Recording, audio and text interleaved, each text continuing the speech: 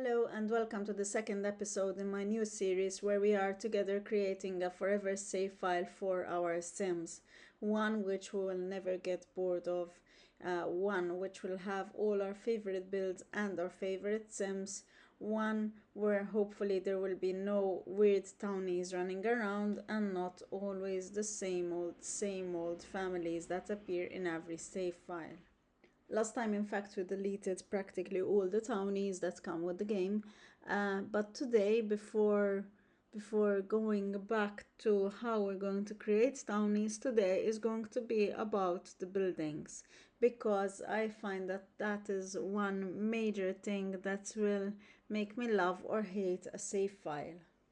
I've had big save files before where I had multiple legacies and where I played one generation after another, but that I then stopped using, or which I rotated from at times in order to always have some fresh gameplay. So I have three save files which contained buildings that I'd downloaded or made myself along the way as I played.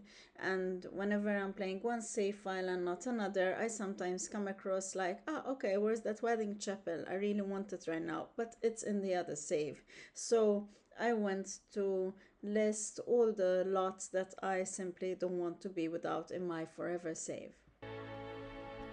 So I have been building my forever world, and I'm putting in each of my favorite lots, whether they were made by me or ones I downloaded or ones I downloaded and tweaked, and I'm putting them all in my forever save.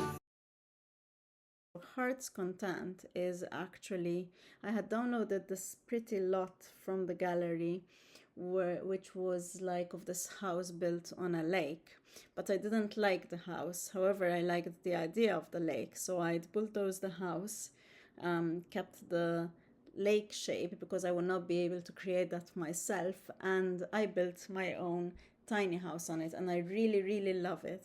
I use it in various save files. Every family that lives in it redecorates it to suit their own needs, and I really love it. So Heart's content is definitely going into my forever save.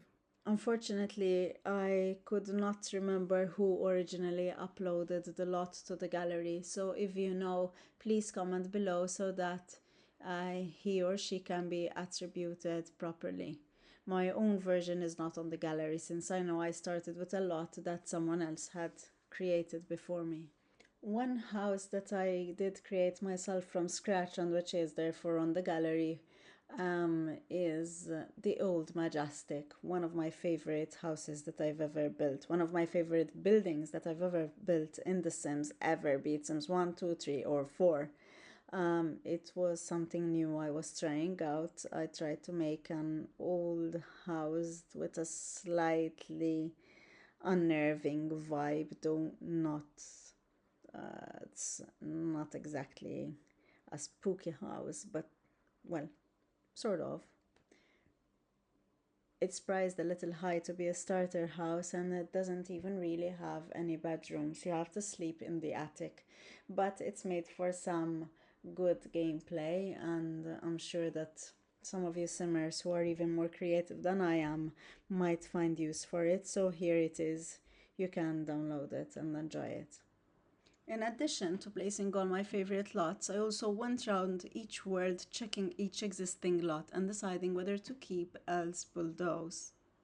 When in doubt, I left a building standing, knowing that this was my world and save file, and I could always change my mind and tweak things as I went along. The point of a forever save is, after all, to let it grow and change with your Sims and your Sims' needs.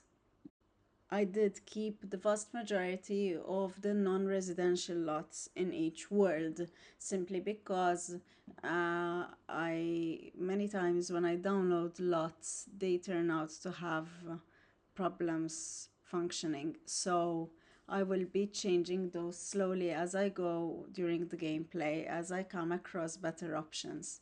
But I didn't want to leave my Sims without an assortment of different builds to visit.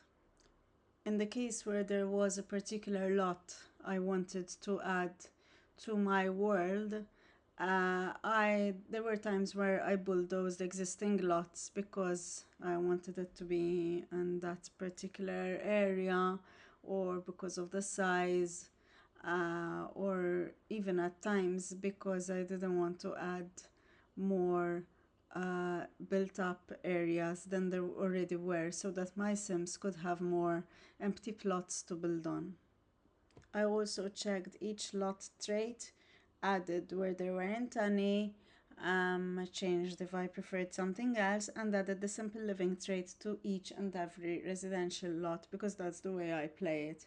I don't like gameplay that is not realistic, and this adds more interesting gameplay because even something as simple as, oh, we've run out of groceries, so let me call the pizza delivery, and that's where my sim meets the love of her life was delivering her pizza or something. I let them make up their own stories instead of causing the drama myself. And this concludes today's video, part 2 of your tutorial for a forever save file that you will actually want to keep using forever. If you enjoyed this video, please press like and subscribe to not miss the next part in the series. Also, below in the description box is my username for the Sims 4 gallery in case you want to download my builds, the Old Majestic and the Wedding Attire shop.